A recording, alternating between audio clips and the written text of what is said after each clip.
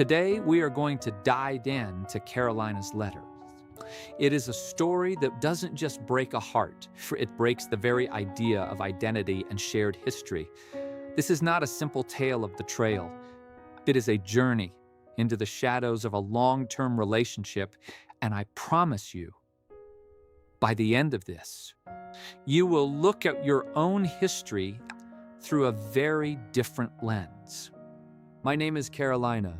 I am 44 years old, and for more than 15 years, I have shared every single part of my existence with one man.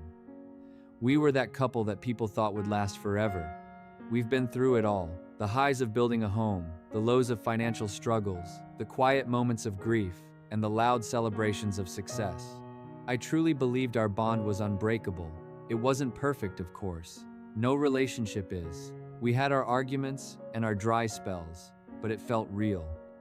It felt grounded in a deep, mutual understanding, or at least that is what I told myself until a few months ago, when the atmosphere in our home began to shift in a way I couldn't quite name. It started with small, almost imperceptible changes. You know that feeling when the person you love is in the room, but their mind is miles away? He became guarded with his phone, a device that used to be left out on the counter without a second thought. Now, it was always face down.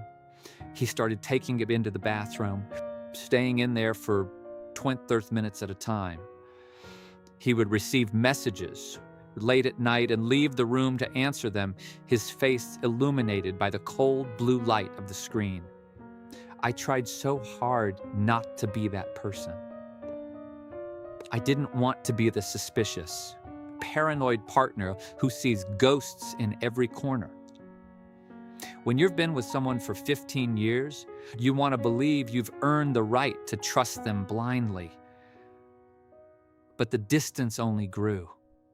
The physical touch became less frequent, and the emotional intimacy felt like it was being filtered through a thick, heavy fog. One afternoon, the weight of the unknown became too much to carry.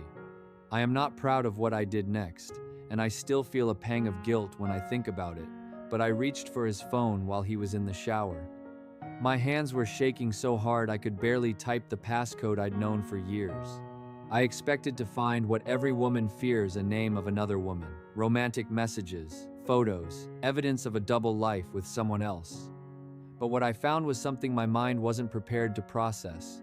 There were conversations, hundreds of them, with a man. At first, I tried to rationalize it. I thought, maybe it's just a close friend, someone he's helping through a hard time. But as I scrolled, the tone of the messages became undeniable. There was an intimacy there, a level of vulnerability, and a type of language that he hadn't used with me in years. The timing of the messages, the secrecy, the hidden depth of their connection, it broke something inside of me.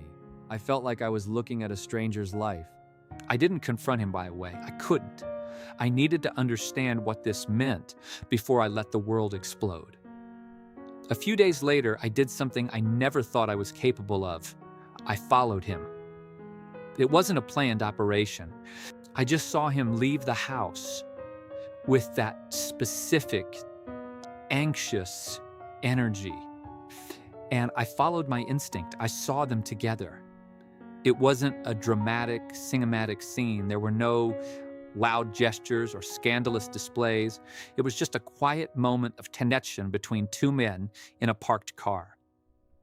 But it was enough. In that single moment, 15 years of my life were rewritten. The man I loved, 5,000 nights, was cheating on me. But the shock wasn't just the cheating. It was the fact that he was with another man. My reaction surprised me. There were no screams, no shattered plates, no immediate rage. There was only a profound, hollow shock. It was as if my brain didn't have a folder for this information. I felt numb, watching my life play back in slow motion, wondering which parts of our 15 years were honest and which parts were a performance. When I finally gathered the strength to confront him a few days later, he didn't even try to deny it. There were no excuses, no elaborate lies. But his explanation wasn't what I expected either. He looked at me with tears in his eyes and said, "This doesn't change what I feel for you. You are the most important person in my life. It was a mistake, and it won't happen again." But how can you call a hidden identity a mistake?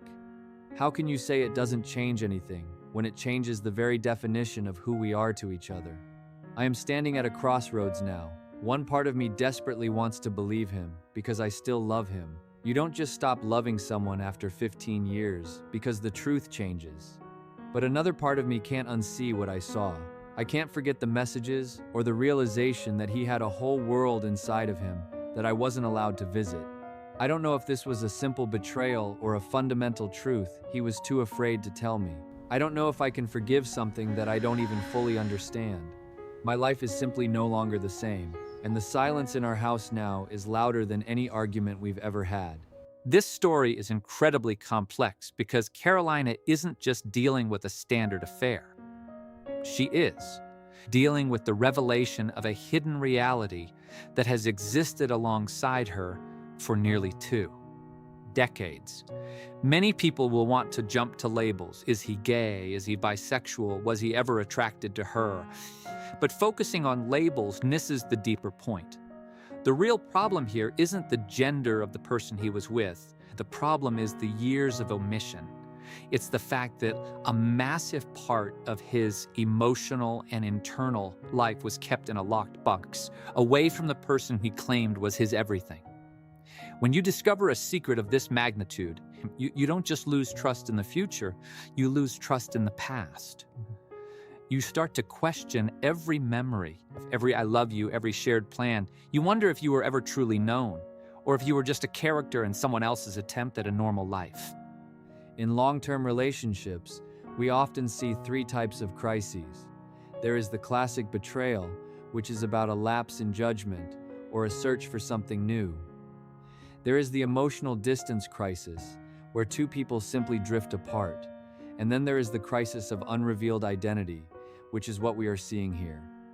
This is the most difficult one to navigate because there is no easy villain. He likely loves Carolina in his own way, but he also has a part of himself that he felt he had to suppress to maintain the world they built. This leaves Carolina in a human trap. She is tied to the man she loves while being haunted by the reality she discovered. The audience is often divided on this. Some will say, betrayal is betrayal, there is no excuse. Others will say, he didn't choose his identity, he was just trying to survive. But neither of those perspectives accounts for the 15 years of Carolina's life that now feel like a question mark. The question no one is asking enough is, what happens to Carolina's sense of self now? She didn't just lose her partner's loyalty, she lost her certainty about her own history.